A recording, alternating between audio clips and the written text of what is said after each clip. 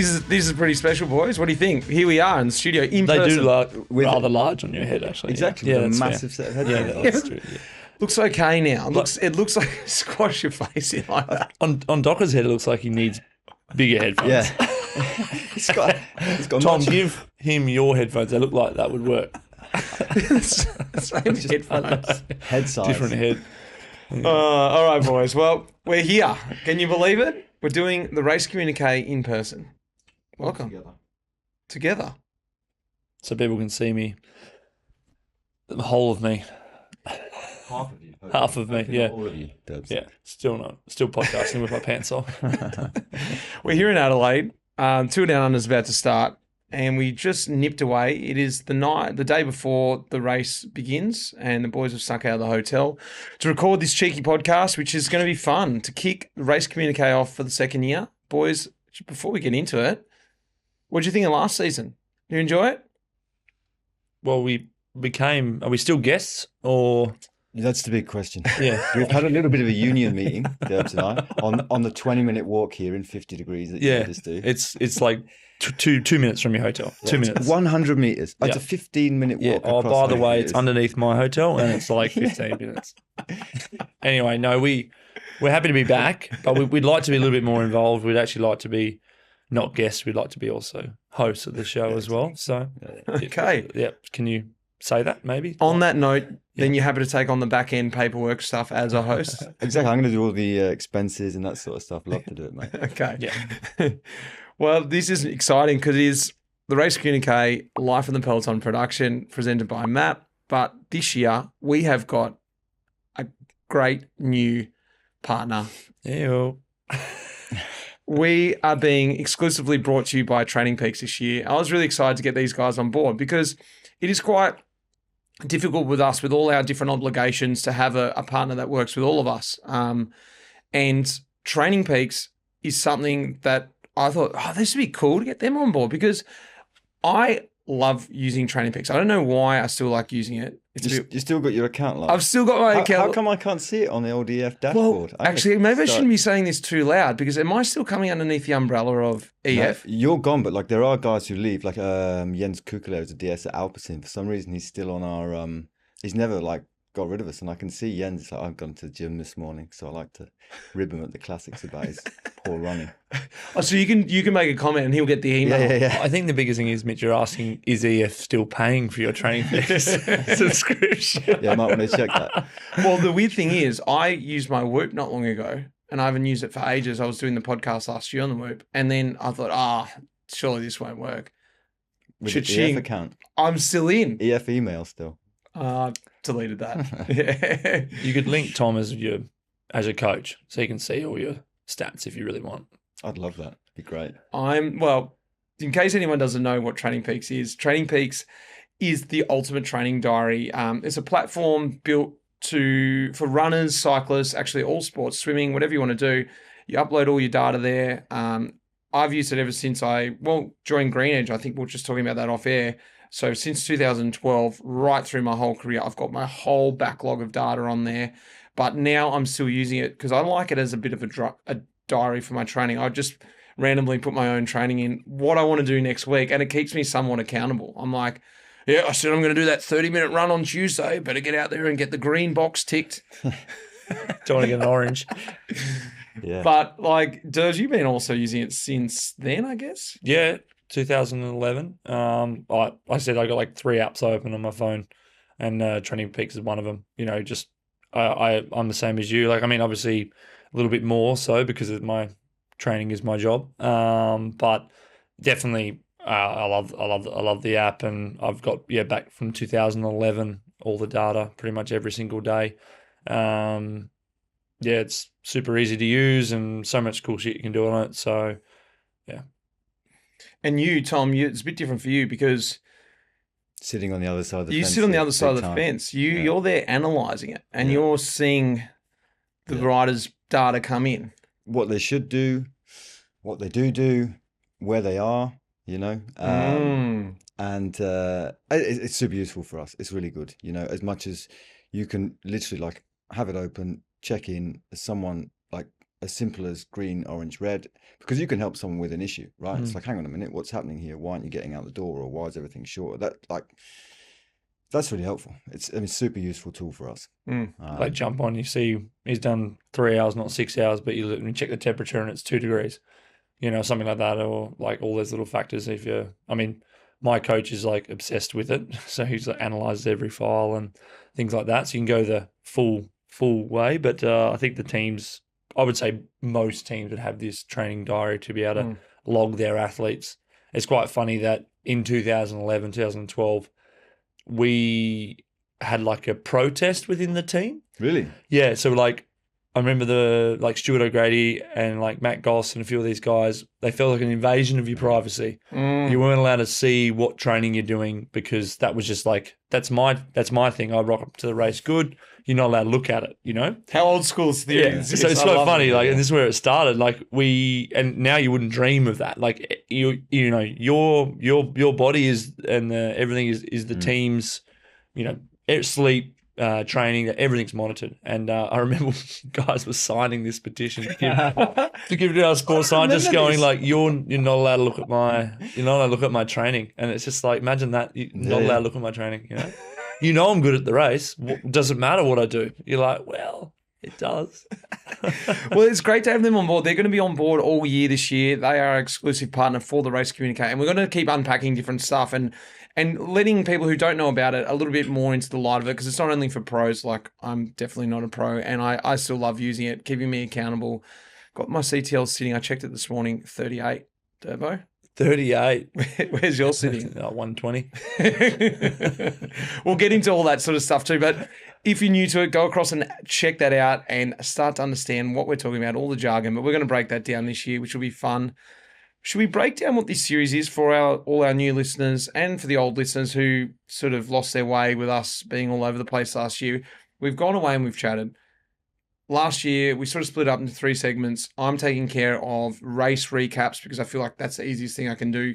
Not being in the Peloton, I can watch races on TV and sort of pick out what races are interesting, and then we sort of discuss that in my segment. Durbo, your segment? My segment is Pelo Chat. So all the hot gossip straight off the press from inside the Peloton. I cover, most of the time mine's tech piece because I'm into that, but like what's current trends of aerodynamics and bikes, and then also just a little bit of like general regulation through the UCI, what rules have changed, things like that. So pretty much whatever I can keep my ear to the ground and think that might be interesting for the general public to understand what happens inside the Peloton, because not every article is correct or whatever.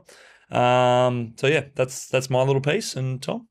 I'm talking tactics, lads. So from the team car, my view on some particular races, some particular incidences, and try and give as much as I can of things that make things work, but people wouldn't necessarily see. So people often come to conclusions when they're watching a race, It's like, actually, what influenced it was this and this and this. And yeah, try and give a perspective of the real heroes of cycling, the DSs. I just remember, I've got a present for you boys. Is it a Cooper's? It's not, but it's in the same vein. Here we go. But it's better than that. This is the Life in the Peloton official wine. Oh, no way. There you go. Nice, This mate. is a little collab we did with the locals here, Elderson Winery, Now from the you can see Barossa. If you're watching. From the Barossa. Leave it on the table. They'll be able to see it. This is something we did just before the Tour de France last year, so people could sit back at home and have a warm, cuddly glass of Shiraz. I was going to say, I'd love a glass of Shiraz out there right now in the heat. Could chill it. Yeah, could. Mix it with Coke.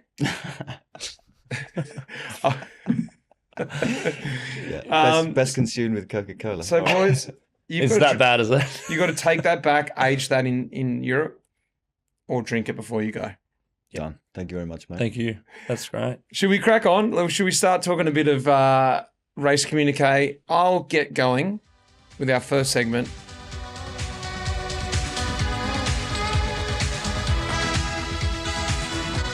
Hasn't been much racing this year yet. We've got to talk about it. The Australian Nationals, just on the 12th of January, so not too long ago. Jaco Alula kicked things off really well there. In the women's racing, Lucinda Stewart She won the road race. You had Amber Pate winning the criterium, and then Brody Chapman from UAE took out the TT. In the men's, again, Jake Alula doing really well with Plappy taking the TT out. No surprise there. Durbo, I want to talk to you about the TT in a minute.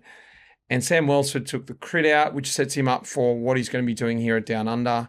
Already took out the criterium. What's it called? The Villawood Cycling Classic. The Villawood Cycling Classic the other night. And Durbo takes out the national champs. Should we open this Shiraz and let's do it? We must be the podcast with the most national champions from 2025 on board so far. yeah. Doesn't Stuart and Plappy run a pod together? Ah, yeah. Yeah. True's got a lot. Yeah. And had Welsford on as a guest as well. Okay. Damn. Straight away, theory's falling out in the arse. So we got to go back to it, Durbo, because it was an amazing race. I missed the start. I flicked it on. It started at 2, super late. Which was hard for me being over here. It was quite a late race. Finished in Melbourne around 9:30 at night. Switched it on. You were already up the road. You went out early. What was the idea? Like when you went out early, did you have that role with the team? Durbo, you cover the early moves, mate. Get to about 150, pull out. What was the moves?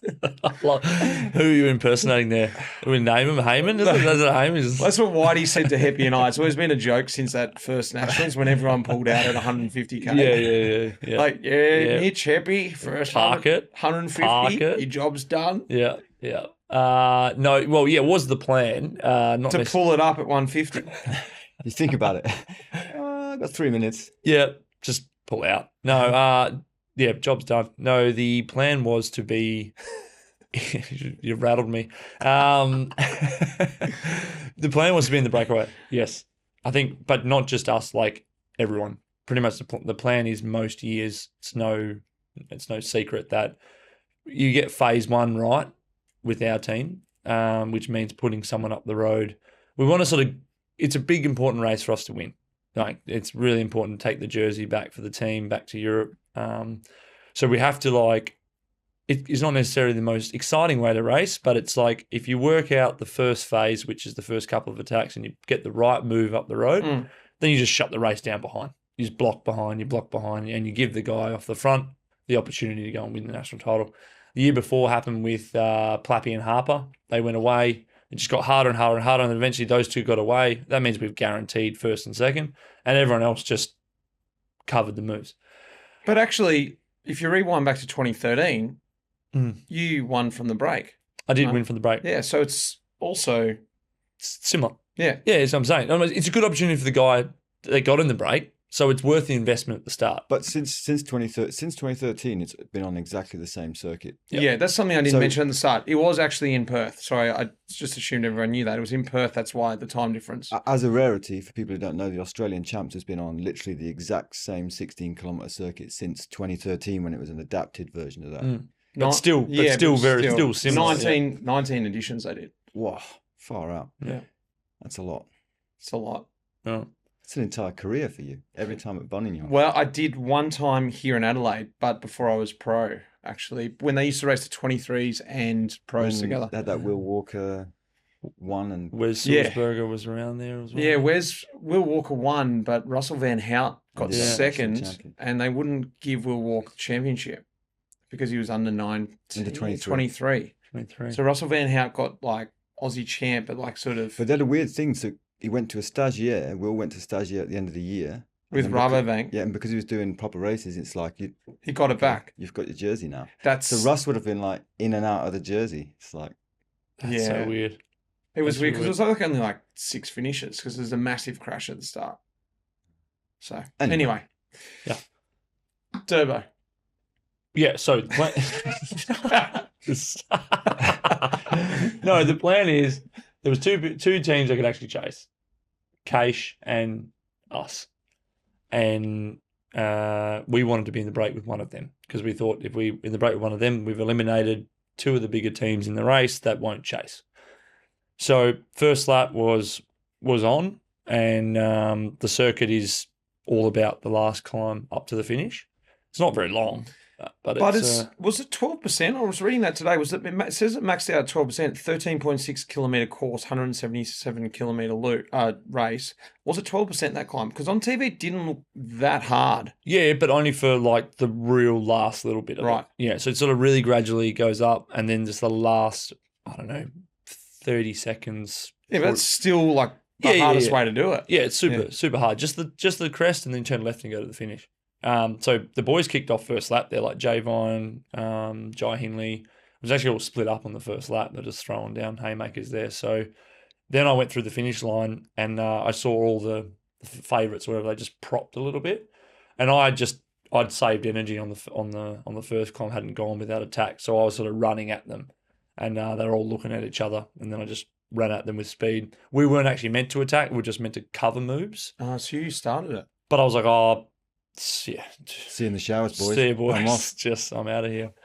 It was just too good. It was too good to turn down, you know. But I mean, like that's so much racing, isn't it? It's like you've got like there's only plan you got, and you got to act and react at the same time, and adapt. It's like if you'd thought exactly what to do, then, or if you'd even thought about it, because you wouldn't have thought, you just would have gone. Yeah. You just see the road like that, and you're like, okay, I'm going to go. Momentum, everyone's fanning out. Guys are going, and I just went wide, and then actually just looked back, and Connor Lee, also rider on Caish, WA boy as well, Olympic champ. He was on the wheel and gone. And I just thought I could not have had a better guy to be in the break with me. Super strong. I mean, it would have been nice if he gave me probably like 30 more K, but he hasn't done that much road racing in a while, so he sort of faded quite quickly. But he was awesome. Was he giving you fair turns, or was he sitting on a bit? No, 50-50, I'd say. Like, he really committed, and I was trying to G him up. Like, this is a good situation. Like, we held 30 seconds for 3 laps. Whoa. And it was just like, they're just there. Every time we look down the climb, they're just there. So I'm like, we really need to keep squeezing until they eventually go, this is the break of the day, and then we'll reshape it. So yeah, we fully committed, and then eventually the Peloton, about 4 laps in, they just decided that, okay, we're going to give you a little bit of a leash. And then we went out to like 2 minutes, 3 minutes. But then he never really recovered. And then I was alone after probably 60K. So. It's funny now, but in the moment you're like, oh no. Yeah. To be honest, I was also just like, yeah, fine. Don't need him. You know, when you're in that state, you're like... slowing me down. Yeah, I got this. Because you sort of rode him out of the wheel, but did you, like, when you knew sort of on the ropes, did you just keep that pace, or did you squeeze it a bit just to get rid of him? No. I wasn't trying to get rid of him. I thought if he can hold this pace, this is the pace I want to ride, then he can come with me. 50 watts more in that moment. Yeah. This is the pace I feel like riding. Yep. I'm going to ride this right now till the end, out of the saddle. Looking back. Yeah. And then he went. So, but then it was all looking very nice. Until about 2 laps ago, and then things started to get a bit pear-shaped. So when did the thoughts start entering your mind, like, oh, geez, the champs are really up for grabs here for me, opposed to just being in a break, waiting for people to come across and then reassess? When did you start to go, I need to really think about the line now and getting there and, winning, essentially? Well, I guess the whole time you're reminding yourself that, you know, like my old man used to say, like, don't spend it before you pay for it. You know what I mean? Like the guy who goes to mark the ball and does the next move before he actually catches it, you know? And I had to keep reminding myself out there, like, it's not over yet. You have to keep ticking off, go down the corner, because easily enough you're just daydreaming about your victory salute and you hit a pothole and your hand goes off, you know what I mean? Or you puncture or something. So you got to keep, like, good line, stay aero, concentrate on your watts, 1 lap down. I was lapping it on my Garmin. So you knew how much like 18 to 19 minutes is like roughly where the lap was. So I was staying in that sweet spot between 18 and 19 minutes. Were you watching watts? Yeah, I had watts on. But like, were you trying to monitor that? Yeah. Like I'd sort of like have an average over the whole lap. It didn't really matter where I put it out, but I was sort of just like making sure that I was staying. I wasn't like all of a sudden, you know. What were you staying at? Well, I was like 380 watts for most of it. And then I started to like go down to in the 370s, and then I started like, then from there, last 2 laps, like I was 300. 380. Yeah, like it was a big day, and then Flappy come past, and then that was well, tell us about that. Yeah, what was the conversation there? Yeah, so the plan was that, well, I think Heyman had made the executive decision that potentially they didn't want to catch me on the last climb. into the finish because we didn't know if Plappy was going to win the sprint or Harper. Kel was looking a bit shabby. Because Hindley had just attacked too before that. Yeah, exactly. So it was all like just we don't actually quite know. So Heyman's like, we've got a situation right now that the bike race has won. And we've been riding on that for quite a while. But now it's got to a point where we're under a minute. The bike race is like leaning towards 50-50 now. So let's not let that. We had fantastic odds. Let's just guarantee it, you know? Yeah. So he'd sort of spoken to Plappy or Harper, said, like, you got to go, but, like, you have to go alone. If they're on your wheel, then you block. Like, it's also good because he's going to still stay there. So if Plappy goes and everyone stays on the wheel, he doesn't keep going to me. He just sits up and then they prop and then maybe I get a little extra at a time. So Plappy just went at the bottom, but not even at the bottom. He went like in the feed zone. So it sort of caught him a bit off guard before the climb had sort of even started. Yeah. And he looked back and I looked down the hill and I could see a purple guy coming. Oh. And I sort of knew probably who it was. There's only probably one guy in our team that can come like that, one to go. So I thought, I've got to get over this steep bit. So I rinsed myself. Like I'm looking back going like, I know I can get on the wheel. I think I've got enough leaps, but I can't get on the climb. And if he'd come past me on the climb, it would have been fair game. Nothing to do, yeah. Fair game, go for it, Plappy. Like, he's got to get the gap. But the thing is, when you thought he was coming across, were you thinking, great, that's Plappy coming across, I've got to give him one more turn, I've got to think like that? Or were you thinking, great, when he comes across, we can have a conversation about who gets the victory? Yeah, I still had thought in my mind that, like, I don't know how we'll play it, but I still get over this climb. I still want to be in the game. I sort of be considered. I still want to have a conversation with Plappy. I don't know how it's going to go down, but like I still would think that I've been out here all day for the team as well. And obviously those boys had an easier ride because they did an amazing job back there. I'm not saying they had an easy ride, not at all. But like I was still setting this plan up in a way, you know? It's probably like just like kind of like relief. It's like, okay, we're still going to get it won. Yes. Because it could have been Jai coming across. Exactly. So that was the relief when Plappy come, but fair play to Plappy and like, all classes that he literally came past me on the finish line, going into one to go. We hadn't really established the gap yet, and he just goes, "You hold the wheel, it's all yours." Wow. So I didn't hear anything. Mate. Just say it again. Didn't say anything. Yeah, holding him. yeah. Can I get that in writing? Just sign that, please. No, but like I was just like, whoa. Like also, I think maybe also smart of him too, because like he knew what could I say to this guy to rinse himself. Yeah, like, I want to give it to him, but he's still got it. Like I've still got it. I'm completely done at this point. I'm legless. Like for context though, like just holding the wheel on the last lap while you're establishing a gap is not. It's not like, oh yeah, sweet, I'm in the draft now. I'm just going to roll around. No, and it was not. It was not. I had to literally count down from 10 to 1, like the whole lap. Just gone like 10 more seconds.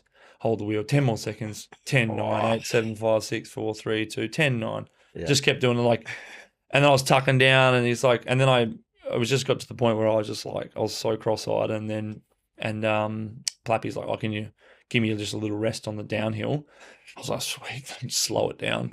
Did the old like freewheel down the hill, not intentionally, just couldn't do anything. And then funny, the car came up and just sort of said, like, what you guys sorted it out or whatever, like was up to us, and then Plappy's we said, yeah, it's all good. And they said, you got a minute now, take it easy. And that was just like this, like almost like started crying at that point, because I'm like still at that point, it was there. I had it 3 minutes. It's going to be mine. I'm going to finish by myself. It's going to be fantastic. Then Plappy come across, and then I had to hold the wheel, and I was really struggling to do that. And it was like all these emotions, and then when I got to the top of the climb, he just goes, "Oh, we'll just go hard until it gets steep, and then when it gets steep, we can just shut it down and then cruise in." So, is it a Rolex or a Breitling? Yeah. What is it? I don't know what he wears. A bottle of Life in the Peloton. Vintage. Well, that was for you. That was a gift for you. If you re-gifting that, re-gifting. But yeah, and then but then turn left and just having that finishing straight is just like epic. Like it was thousands of people there. Like I said, 80% of the crowd I knew. Cool. Yeah, it was really cool. It was very good, and it's a great way for Perth to start having the Nationals. Their hero. The only other not better or same value would have been Jai. That's just the two heroes from the country town. Massive city. We got some pretty good pros, like Welsford's there as well, Ben O'Connor. Yeah, there's a lot of guys. Brushed over a few there. Yeah, but O'Connor wasn't riding. No. And Welsford was... He'd already won the crit. Yeah. So he's done his bit. Yeah, So, exactly. yeah. It was cool. Well, that was awesome. You heard it here first. First podcast, Turbo, breaking down the Nationals. You have to tell that story many other times.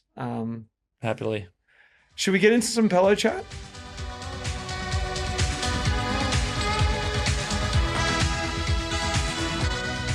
All right, Pelo chat.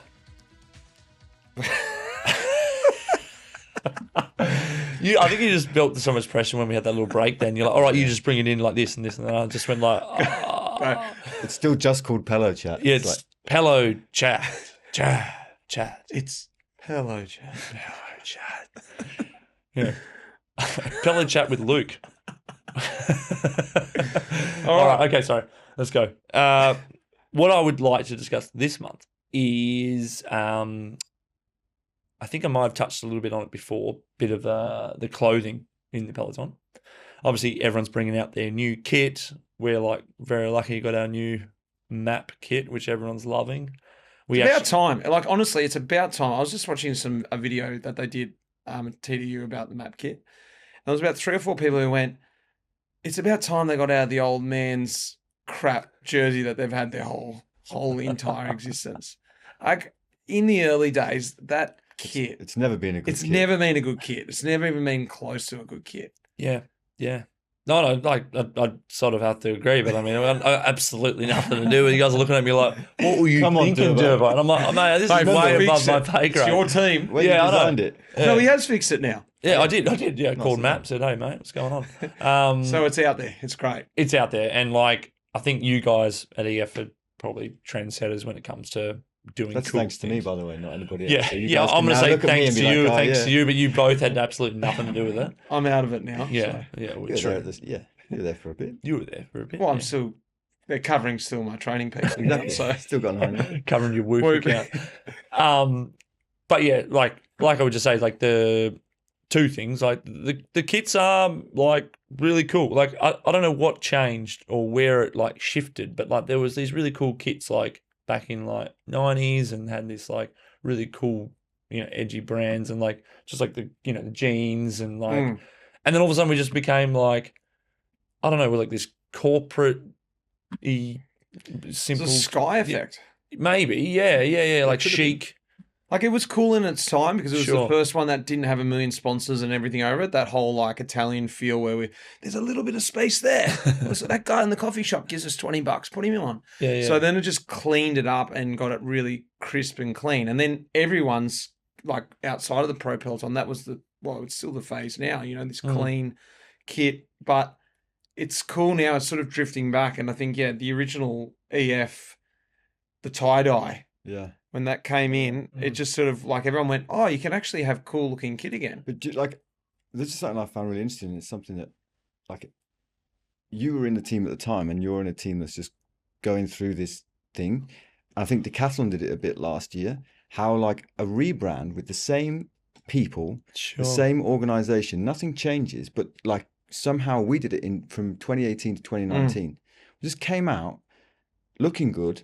And everyone was like, there was a buzz about the team and things kicked off well. And then it just like, it was rolling. Snowball. Everyone's like looking, all of a sudden looking at us like, oh, wow, what a team. Yeah. It's like, we've changed nothing apart from like the way we look. And like you guys are probably going to experience it in the now. Do you know what I mean? Yeah, well, we are experiencing it right now in Down Under. Like this is what I was bringing up about how the kits have changed and how much investment the kit companies have to do into like making a brand, you know what I mean? It's not just like, oh, here's a sponsor, we make your kit, boom, you choose. It's like a collab between the kit and the team to like, what do you want to represent? Like, how do you want to look and all that sort of stuff? And like I said, that's a really good point you made because like Decathlon, it's been around for so long. Yep. But it was great when they got the brown shorts. Yeah. I love the brown shorts. It's a big fan. Yeah. But we brought them up. They were edgy. We're finding that with Matt now is that like, it wasn't like we didn't have any fans before, but now it's like when they sold out of all the jerseys that we've got and they did smart little things, shrunk the logos a little bit so it wasn't like as brandy. So just make it like it's kind of a cool jersey. You just have it normal, but like... What's the word in the Hilton? Because I remember when we had that tie-dye kit drop. Then we went into the Hilton, and then all the rides be coming up. I always remember Greipel came up to me and he's like, "Oh, now you know how it feels, huh? You're riding in pink kit." I'm like, "Oh, yeah, I like the kit actually." He's like, "Yeah, when I was in T-Mobile, yeah, everyone used to make fun of us." And I'm like, no, I actually like the kit. "Yeah, you're gonna happy, huh?" I'm like, "No, you're not listening." So, what's everyone been saying? Like, have the other riders been saying anything? Because I remember a lot of people were saying stuff. "Oh, it's cool." I remember Froomey actually when I got dropped with him in the Vuelta that year. Him and I rode in out the back of Grupo. Once in a lifetime. He goes, "Can I swap jerseys with you? I've always wanted to get that jersey." No way. Yeah. Cool. That's actually pretty cool. It's a real shame because I gave him my jersey with my name in it. And I was like, yes, I'm going to get a jersey with Freemy's name in it. Just took the spare from the bus and it was Podium. It was a podium. Yeah. I was like, what? That wasn't the deal. Anyway. But yeah. There's a lot of buzz, even within the Peloton about the kit. Like a lot of guys come up and say, "Man, this is the best kit, like best kit in the Peloton," Cool. like all that sort of stuff. And then having the bikes as well, like that combination, like it really has, forced bike brands to actually do cool things as well. I think that's where like EF as well done with the Cannondales. We also did with the Giants now. Like it's like really beautiful purple into this like anodized silver at the back. Have you seen, is the bus done yet? I've seen team cars, but I haven't. I think the bus is done. It's like this purple wave. It's like kind of having that like Argyle effect. You know what I always wanted at EF, and I thought this would be super cool. Maybe you should try it this year with purple. Is that when we got the first pink kit, I thought it'd be super cool if when you get to a tour, you have like a pink smoke machine. Oh, So yeah. as the curtains open, it's like this huge thing of pink smoke comes out, and then Mitch steps off the bus. So maybe suggest that for the Some bus. Purple. soft Pete's Purple. flame. Yeah. How good would it be though? Night of the Roxbury situation. Then the chiropractor walks out first, like, "Oh yeah, fuck it, excuse me, sorry." And the doctor comes out, and then like, Where do I park? yeah. The smoke, fucking smoke. Would be a everywhere. good idea. That's something though that with the buses I always love seeing when the new EF kits come out. There's always a rebrand of the bus. Massive job, massive expense, I'm sure. But Well, that's what I was going to say. The expense on these is just only escalated. Like the kit, how much like marketing, technology goes into the kit. Plus, then you have to paint all the bikes every year. Like it's like that's like part of making it cool. But there's all these extra little things that you just like that doesn't come for free. Like everyone has to invest more in it. So a bike brand comes in to sponsor a team. It's not just giving bikes now. It's like, well, I've got to custom paint our bikes every year now. Like that's how many bikes are in a team again, approximately? Well, we've got 5 to 8 each, I would think. But we've got like 80 riders now with the women's team as well. yeah, exactly. I mean, it's like we got a development team as well. Like there's 3 teams going on. Do so- the maths. Yeah. 5/8 are 50, 4. No, I'm not going to do that. We haven't got 80 riders. 5/8 are That's 40. totally wrong. We've got a lot of riders now. 30, not as many as 80. 500 bikes, though. Yeah. I mean, yeah, It's a lot. it's a lot. But anyway, I just not interested to cover any more than that. I was just interested just saying like, hey, let's talk about kit. I think EF and Green Edge are now as cool, thanks to Map. So Back in the game, there. back in the game. I think we got voted better than yours this year, but hey, that's just Better than life in the Peloton. better than- Subjective, mate. Yeah, that's subjective. That is very subjective. Now, Life of Peloton kit, yeah, that's rare. It is rare. It's sold out. It's sold out. You'd be just raking in this cash over there, You were right? just saying you saw one out riding this morning. I saw one, but it's sold out. Oh, yeah. I mean, I saw 5 in Perth, and I ring Mitch and I said, "Can I get some kit?" He's like, "Mate, it's gone." I saw one on Q Boulevard the other day. Doing a little sprint. Got toasted, this guy in the sprint, but it came It past doesn't me. matter. It's representing. It's out there. Yeah. Yeah.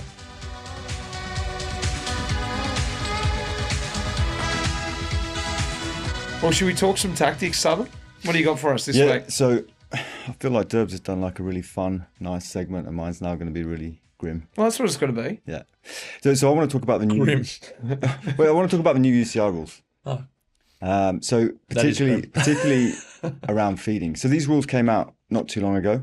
It's taken a few race organisers by surprise. But since COVID, like before COVID, the way that it worked was we used to have a designated feed zone where feed bags should be. Outside of that, you could feed basically anywhere you wanted, but like there wasn't many people Yeah, but doing it. that's evolved, hasn't it? But that was pre-COVID. Then in COVID, they got rid of the feed zone because they wanted the teams to spread out. Yeah. So it was like you can feed bags and bottles wherever you want, anywhere on the course, apart from just before like a sprint for a mountains or just after a thing. So now they've changed the rules to say that you can no longer feed like that. You can no longer have bottle points. You have to have the race designated bottle points, which are going to be between every 30 to 40 kilometers. The race organizer decides. There's going to be a white line painted 1 meter from the side of the road and designated spots. So where in the past you can't go outside the white line. You can't go outside the white line. You can so they've also brought the yellow card system in. So everyone's now licensed. So you can't have someone who's not finable working for the team. You can't ask your mate, Ben. So what about all the Belgian guys? You'd have to have a license for them. They'd have to be sanctionable. Right. Well, is this a new license they're making? No, this is just 1 year license. They just have to have some sort of UCI license so Right. they could be sanctioned. So what that means in real terms is like, so in the last years, with the way nutrition's gone, with the way that the racing's going, we as DSs have spent a lot of time strategically placing our feeds. We put a lot of people out there. We put a lot of resources into it. And we've got to the point where nobody even comes to the car anymore. Like it's just an unheard of thing, basically, for someone to come to the car, and maybe they stop for a piss and they go back and they take some. This is your job, the logistics around, not all the time, but at the tour specifically. I do it at the tour specifically, and there's a lot of work. It's a massive job, isn't so it? I have to work out, okay, this person's going to go here, but then they need afterwards to get here. What's the road after that? What's the road closure like around that? And how's it all going to work? That's all been, in theory, taken away from us now. It's just like, right, it's every 30K or 40K, which, I mean, you'll know as a rider, there's 30K and there's 30K. Yeah, if it's a flat 30K, difference. it's quite short. But if there's a 20K climb in there, you would want a bit at the bottom, you'd want one halfway up, and you'd want one at the top. At the tour, especially. I think that's the thing. We've got used to these new set of rules since COVID, which has been quite a while now. Yeah. And everyone's feeding strategies, obviously that's also And gone. cooling. Well, yeah. Feeding and cooling. So it's like, Do you just have one bidden gauge practically now? Yeah, well, maybe. Yeah, a lot of. Well, we discussed this in the pod before, like how many bottle points there was in like Amstel Gold and all these classics and stuff like that. Like, it'd be tricky. It's tricky now because like the race organizer, I don't think they're going to put the same. No offense, same amount of energy into does this work logistically. It's just like every 30K, here's a stair, and you're like, well. Oh, so you mean it could be like on a descent just because it's at 30K? No, they'll do that. But I'm just saying there's like you'll be looking at road system, how the Swanee can get off, get back on, get back to the hotel, blah, blah. But everyone stays in all these different spots. So everyone's logistics is completely different. So a race organizer cannot possibly consider all of that. It's impossible. And also a race organizer has to think of the race as the way we would. So for example, like they have to know that even 10Ks before a strategic point now can be locked down, riders across the road. Yeah, that's another. So point. Yeah. I think, okay, you go through here, then you go up here, but it's only 500 meters. Then it's a fast downhill. Then you're onto a 4K road that takes you to the key point of the day. You can't feed just before that. No one's going to take a bid. The counter argument could be, and I'd love to know what you guys think, is whether or not that will actually cause to slow things down because you can't be there locked all the time. I think on the other note, and I want to hear your thoughts about this too, is that I think not necessarily this position of it, I think that has an effect, but maybe that the fact riders are going to have to pick and choose, go, I'm not going to get the bottle now because I'm going to push on because it's more important to be in a good position, sort of the way I essentially was racing before these bottles came in. You just push on through and just deal with what you got, and you're under-fueled. So then that fueling side of things, I think, is going to come back into it now that you've been out of fuel. What you've been telling me is that everyone's fueling way more now, up to 150 grams an hour. In order to do that, they need to get all these bottles, all these points, otherwise you can't carry that much food. So everyone's always getting fueled. That's just what, making the racing faster, plus the element they can get it when they want. Now guys are going to have to choose, I might just have to push on through here and maybe be slightly under-fueled. I mean, I think it's probably good. I'm sitting here because I haven't actually really looked into these new rules, and it's like it's happening here, isn't it? This is the first race. Yeah. Like, I mean, Down Under is probably one of the races where, because they're short stages, potentially not as complicated, but it's still complicated. There's still some big run-ins. But for example, so if they go past a staff member or a bus driver who's parked waiting at the finish, you're going to ride past a guy with his hands folded like this. Yeah. And you'll be like, "Get me some water." Oh yeah. So even if Give you go me past the anything. buses at the bottom of a climb, If it's not a spot, it's like, yeah. no, can't do it. What about way out the back, Gruppetto? This is going to be interesting to see Yeah. because the second car, before you could, in the mountains, you could kind of go, "Oh, look, I can't get to every group now, but I know that everyone's covered. So if Yeah. I stay behind the gruppetto, I know that the last guy in the race won't get eliminated because I'm covering him. If it's, chain snaps, anyone in front I'll pick up, and they're going to have constant drinks and whatever they need." Yeah. Whereas now, You're going to have to get to them. Yeah. and then it's like, then you're sort of speeding between villages to get back up to the front of the race, and it's like, It's pretty challenging. Like you said, the positioning thing is such a factor of like setting up early. But there was like a few years back prior to that when we didn't have as many bottle points that it was actually like a roll. And you're actually just going to have to factor that in as a director. You're going to have to say, we're going to lose Mitch, actually, because he's going to get everyone a bottle. let's park it at 150. Like, but that's literally what it's going to be like. Potentially, that's what might be the case. That's my It's whole like, career. yeah, but you said it, that's sort of gone away. That job was like, I mean, most neo pros come in and never even go back to the car and get a bottle because they're like, oh, I'm like, oh, you can just go and get some bottles and stuff. They're like, okay, I'll there's no come back and fee. get one. Like, isn't there like a bottle point in 5K? And you're like, fair enough. So it probably just goes back to that. Like, you probably just lose a guy, but if you lose that guy, that again loses your setup. but slow, it might slow you down. Yeah. Because if you have to use that huge Norwegian guy at UAE to go and do that instead of pulling. Yep. Yeah. Oh, I mean, it makes a big difference because like it almost does make it slightly more even because I mean, you guys are the same as us that we don't have a tour company like Jumbo Visma does or UAE, and they just drop their whole tour company up the Tourmalet. So every kilometre, It's sort of 11. in a weird way staff capping it. Yeah, and I mean, we spoke about this last year as well. Like the effect of like carbon footprint of just driving and dropping. Like you said, you could have like a bus, and you just drop all the Swannies off at the points the race has said, and then a bus behind the race and picks them all the way up on the way through. It sort of makes sense actually for your point there about the riders in between, because that means they're not leaving before every rider comes. If there's a bus at the end, then you know that actually all the riders are going to get feeding from that Swanee who has to stand there for. But they're going to have to do something like that because I was explaining the situation to my staff, and the guy Swanee put his hand up, it's like, yeah, well, where's everyone going to park if it's on a mountain? Because already the guys struggle to find car parks on their own, especially on busy like mountains. They're already full of camper vans and all this stuff, and they're driving up desperately trying to find a spot, and they have to run down a kilometre. You imagine if there's like only that spot, you have to clear space for 22 cars minimum. Yeah, one of the most crucial points before a descent or something. Yeah, it's like it's a new rule. It's going to play out.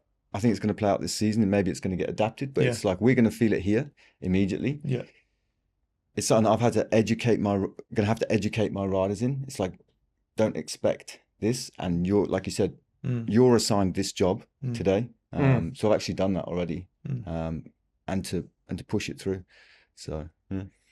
I want to quickly talk about Tour Down Under. This podcast is going to come out when you've already going to have 2 stages done and dusted.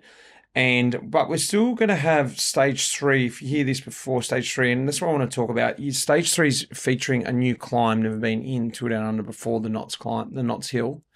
Stewie went out and found it. It's the 25th edition of the Tour Down Under, which is pretty special. 99, Stewie won in the first edition. There's a lot's happened since then. But specifically, I guess any points that you guys want to talk about, maybe it could be interesting hearing what we say about a stage that's already happened. People can understand that, oh, that's interesting that happened. But I think the first couple of stages are looking like tougher sprint stages, but could be for Sam Welsford's the guy to beat. After the criterium, Bora Red Bull pretty much just bossed that out, took control from the start. And we were discussing this, is that they've set the precedent now. Everyone's just going to be like, Welsford's in the best form. You guys want to do it. You guys chase. So they've sort of put themselves in a bit of a corner there. They've got a good lead-out train with Van Poppel and Mullen. I don't know if Lawrence Pithy's going to get involved with that, but he'll be there as well. Thoughts about the first 3 stages before we talk about, Wollonga and GC favourites, guys?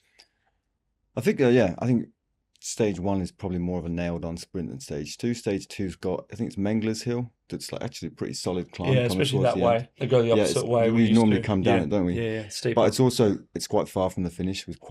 You have to think about what the gains are going to be. If you did ride to split it, you're only going to split it down to 60, and then it's like, okay, maybe it suits Corbin. Maybe Israel. That was Israel. Ride. Israel was the only one I could looking at all the teams who would actually want to do it. Yeah. Because at the end of the day, like everyone's got a sprinter or somewhat sprinter, and I don't think it really matters if you come and rip it or not. One of the things that I pointed out to my riders, which is probably different for your team, but like a lot of teams are here with like a climber who's a leader, a sprinter who's a leader, and the rest of the team aren't at 100%. So if you did this race in June, for sure they're going to go and you're going to have 5 good teammates who are flying. But here it's like, do you mind just splitting the bunch and riding for 20Ks? It's like, it's can't January. actually do that. Yeah. Well, that's the thing. Like Israel, like who's going to ride from their team? They've got sort of a strong team of climbers here. Super strong. Yeah. You know. Well, I mean, Mengler's Hill, for example, that's something that hit the bottom, and Clarkey, Nick Schultz, George Bennett, some guys like that, and Woodsy, Stevie can do a peeler. Just rip it, Stevie. And then there's 50 guys and Corbin sprinting against 50 guys. But like that's something we would do if Michael Matthews was here. We did that 2 years ago. We're going to get rid of Wellsford. But that's like the only team, and they're there for GC as well. So like the stage 2, stage 3 is going to be massive. 3. That's going to be like the day. Yeah. Well, stage 3, let's talk about it. You guys went out and checked out the run-in to Knots Hill. It's more about the run-in than the actual climb, isn't it? The climb's pretty tough. It's, 2K at 8%? Yeah, it's like left-hand bend into the climb off a pretty intense downhill. You were pretty disgruntled when I talked to you about it the other day. 6-7 minutes. Like it's going to be like it's only is that only like a minute shorter than Wollonga, or about the same? About the same. And we do it twice. Yeah. So it's as hard as Wollonga. If it's harder than Wollonga as a climb. I see it on pure racing. I see it quite similar to a Stage Del Toro one last year. In that sense, was it Fox Creek that went over? Yeah. This race, I think, is like it's a very technical run to the definitely to the bottom. It's a crucial point of the race. I think it's because it's a downhill on a rough surface with a lot of bends. It's going to be a really intense fight to get to the spot before that. So everyone's in place before, and then you're going to have this kind of big battle evolving. I think things will calm down once we go over it once, and then you could see a bit of action on the circuit, because it's a tough circuit. Even when you go through Euralia there, it's got that drag out Euralia, and I think like we're saying, that's going to be probably the hardest day of the tour. Definitely, because Wollonga's not a hard day. It's not technical Wollonga, I think. I mean, unless the wind's blowing down Wollonga, then that's one feature, but it's not a really complicated course. Definitely not a complicated run-in. One of the most uncomplicated run-ins you'll do in cycling.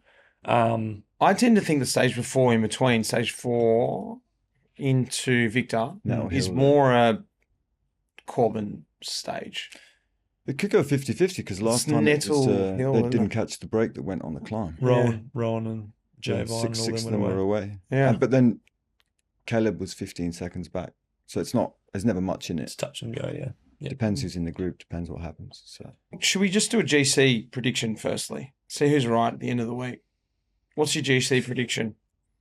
Who's your GC favourites? I've got loads. I've got so many. I put a list there if you want a reference. I've got so many, but I've got who are my standouts? All right, I'm gonna go Stevie to win, or no particular order? To win. Nice. Finn Fisher Black, podium, and the other one I had for podium.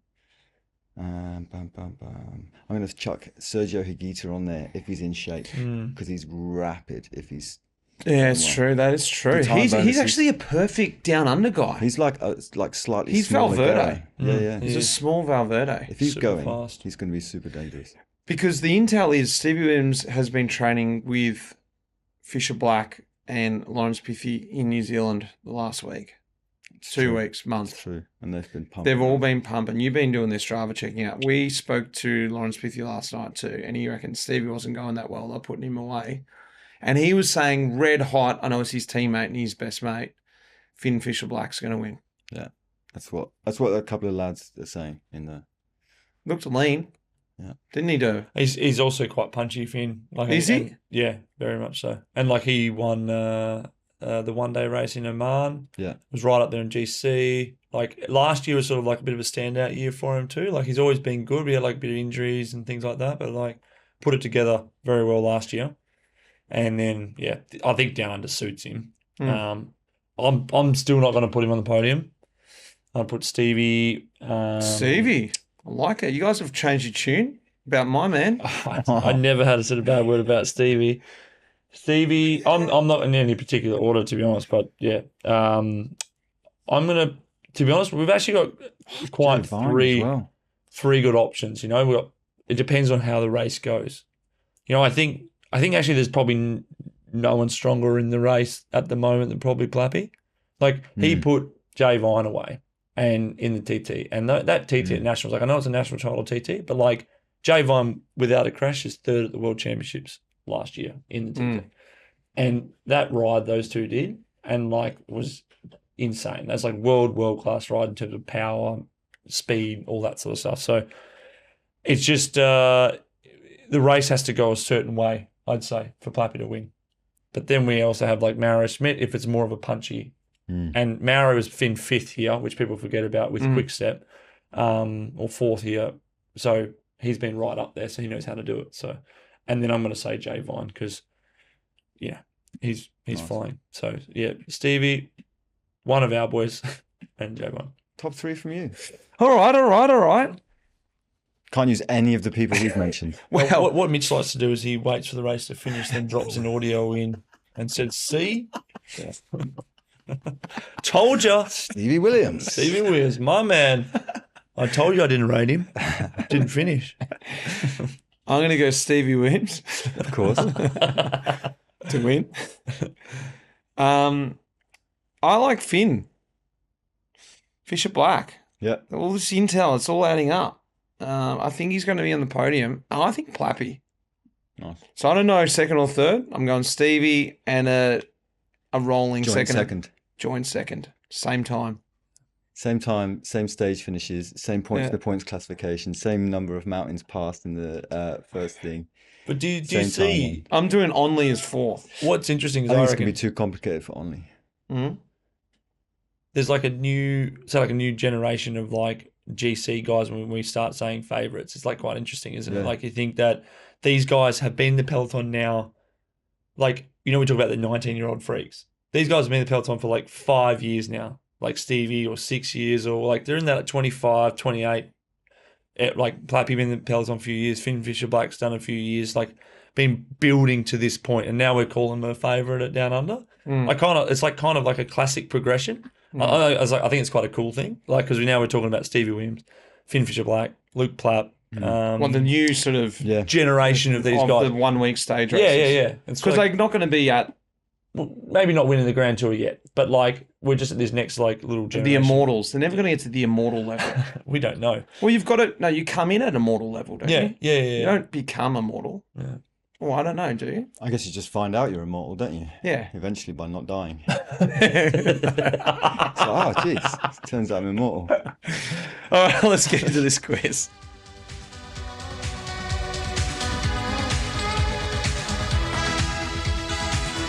Right, I'm going to do the quiz, lads, and it's going to be a Tour Down Under themed quiz, of course. I've got I've got some good questions and I've got some terrible ones, but okay.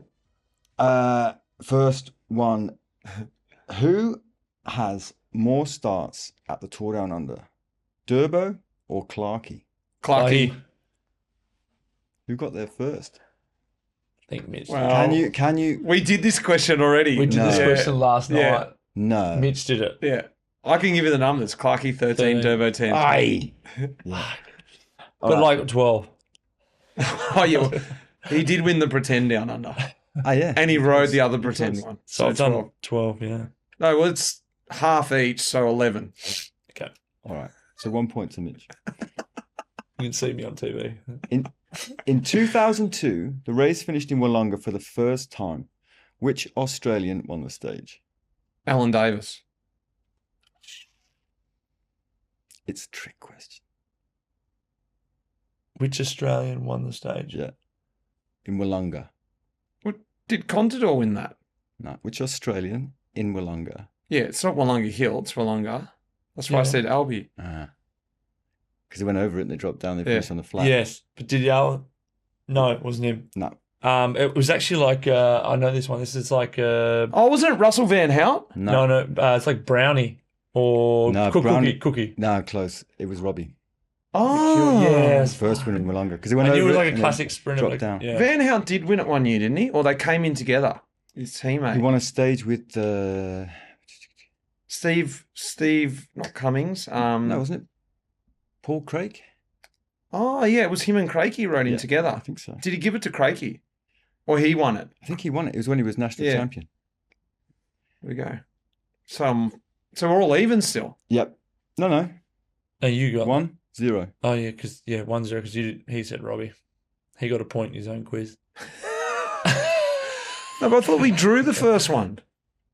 Ah. I think you got Yeah, okay. 1-0. Okay, because you asked this question last year, and I could not believe he got it and how he got it. How many French riders at the Tour Down Under? Is it A8, B21, or C17? 17. What are you going with, Mitch? What teams are here? The French teams covered it. That's up to you. 21. They always got a lot. It's 17. Ah. You remember last year you asked the question to Bernie and he got it right. Did he And know? he just said, oh yeah, there's 4 French teams here, and I just guessed. And all the teams that year, all the French teams were solid Yeah. French riders. Not so this year. I've got a question later on for the women's recap pod for that same question, which has got the most amount of riders other than Australians in the female peloton. What country do you reckon it would be? Holland. No, they're second. They had the most, but 2 girls didn't start. France. No, they're Italy. It was Italy. Oh. There's heaps. There's like 21. Next question. It's your quiz. Who am I? Who am I? I've ridden 4 Tour Down Unders. I've won 1 stage. Shout out when you know. I've raced the Tour Down Under as Mitch's teammate. Petio. Correct. Oh! Well done. How'd you know that? What stage did he win? He won TT. the TT. The next clues were I've worn the Oka jersey because I took the Oka jersey. Is that a stage, though? And Is then that considered? I've won a monument, which Flanders is considered a monument, I think. And then Yes. I've thrown a bin at a cameraman and ruined my DS's day, which was also Bettiol Yeah. on Nettle Hill there. Okay, so it's actually 2-1 to Durbs now. Yep. I feel like there's another Mitch question, but I think you're going to know the answer by having looked at yourself or something on Pro Cycling Stats yesterday. All right, which British professional team took its last ever win in Stage 6 of a Tour Down Under in 2001? Barlow World. Nope. Oh, it's not British. It was registered in Britain. Oh. Which British team? Took its last ever professional win at the Tour Down Under, the last stage, in 2001. Sky, isn't it? Oh, 2001. This might be way before your time. Linda McCartney. Or... Correct. Oh. Linda McCartney, Jacobs Creek Jaguar, after that race, won the last stage with Dave Macker, and then they collapsed. They didn't really last very long, though, did they? That's because they'd spent all the money from the year before. They had no budget. Wow. Matt Illingworth was in that team for a bit, I think, wasn't he? Yeah, it could have been, yeah. Well done, Turbo. So, Come on. I've got a camera actually placed behind his book. I'm just checking it out. Is there any bonus questions? Double points? there's double points for the last one. Odd one out. There are 4 monument winners at the TDU, okay, as far as I could count. Balka Mollema, Dylan Van Baal, Esteban, and Bettiol. Who is the odd one out?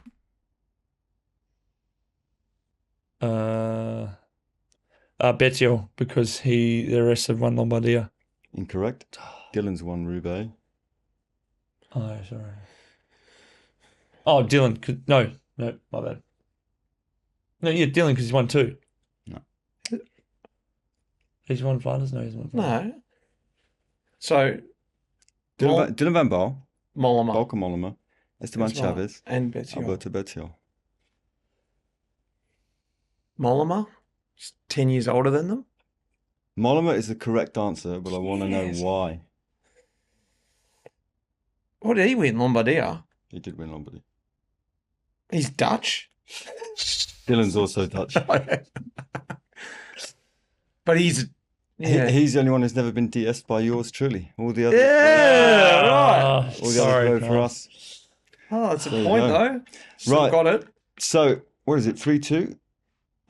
So, for double points, Mitch, can you sing the first verse of Feel the Rush, the theme song from the Tour Down Under? Feel the rush. Oh, no, I don't think I can. I've only just know the wheels in motion bit. Feel the rush. Wheels in motion. Oh, what is it? Damn it. It plays, like for those Yeah. who haven't been here, like it plays every day on the start line in the minute before. Oh. it's Something, down before it's the like, race. feel the rush, let the energy burn, or something like that. Or let the wheels turn. Can you give us a so- one bit just to get us in? It's like But it goes, says that, and then it goes, think about feel the power, feel the thunder. feel the... It's how do we not know that? I would have heard that song. It's something Literally. burn, though, isn't it? So the actual first verse is, because I listened to there's a whole song on YouTube. I never, like it's 4 minutes I tried long. to find it on Spotify yesterday. The peloton is set, the start awaits, the eyes of the world are on our state. Oh, could you imagine I got this? Anticipation as the time draws near, in the south of a nation, the event of the year. If I could get that, I would be a freak. Yeah. No, the chorus would have done, but you didn't get that either. So What is it? Feel the rush. feel the power, wheels in motion, some guff like that, but you should have known it. So Durbs is the winner of the first Communi-quiz of the year. There we go. Well, the first in-person Communi-quiz. Yep. Drinks So are on. that means you've actually got to pay for beers tonight, and we can actually do it at this race. Are we doing the Cooper's Challenge? Yep. Should we present? Where are you sitting? Have you got your card here? My card's on the hotel desk, and I haven't got through very many so far. This is the Cooper's Challenge, which you need to keep in your wallet. Durbo's been presented his card. I don't know if I'll play this week. I might have to Where's race my here's my bike. camera here? Yeah, look. This is you can still do it all on Sunday night. 16 Be- beers. 16 beers. Sunday night in Adelaide, nothing's open. Cooper's is the brewery from Adelaide, and they have, from what I can understand, 16 different varietals on tap within Adelaide. I've since found out 2 are going to be very difficult to get. But the idea is you go around, drink the beer at a different pub, and get it signed off. So that's my little challenge this week. Southam's in. Turbo's in. I'm 3 beers down, like 3 different ones Nice. so far. So yeah, I'll shout you boys a beer. Thanks, guys. Good man. Nice Thanks. one, fellas. Nice one. That iconic music in this episode was composed by none other than the legend Pete Shelley. Cheers, mate.